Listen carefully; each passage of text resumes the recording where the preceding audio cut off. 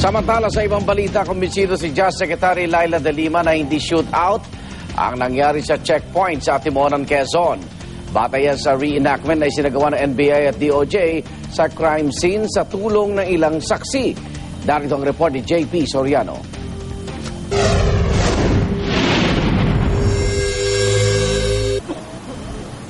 Naging mabusisi ang pagkasagawa ng reenactment sa madugong barilan sa Timonan noong January 6. Nanguna mismo rito sina DOJ Secretary Laila De Lima at NBI Director Nonatus Rojas.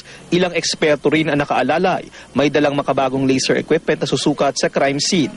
2 testigo ang bumuo sa mga nooy pira-piraso pa lamang na detalye ukol sa nangyaring engkwentro. Sa salaysay ng mga testigo, sakay raw sila ng truck pabagtas patungong ikalawang checkpoint na mag-overtake sa kanila ang 2 SUV.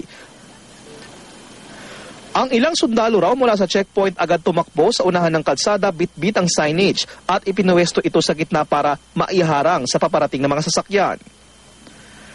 Bumalagbag din ang isang military jeep para di makaraan ang 2 SUV. Lumapit daw ang ilang unipormadong sundalo sa mga SUV, kinatok ang mga sasakyan, pilit na pinabababa ang mga sakay. Pero wala raw bumaba sa mga ito. Umatras daw ang mga sundalo at biglang may sumigaw na raw na isang nakasibilyan mula sa composite team ng fire. Sinundan na raw ito ng pamamaril ng mga pulis at sundalo sa 2 SUV. Ayon sa mga testigo, wala raw silang nakitang bumaril mula sa mga sakay ng SUV.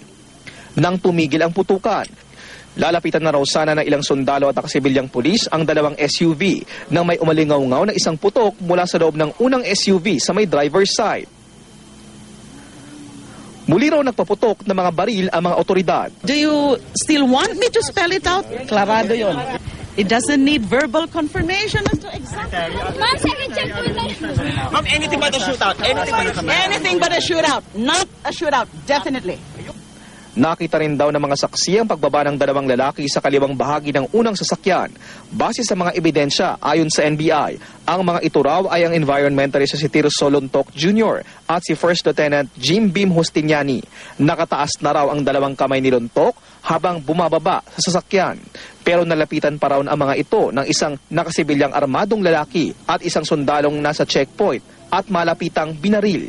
Tiwala raw si De Lima sa salaysay ng mga testigong ipinasok na sa Witness Protection Program. Talagang very, very vital and explosive yung nakita nila.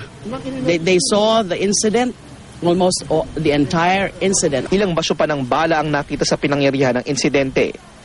Ang 2 SUV naman, nananatiling nasa Timonan Police at dadalhin sa NBI ngayong linggo.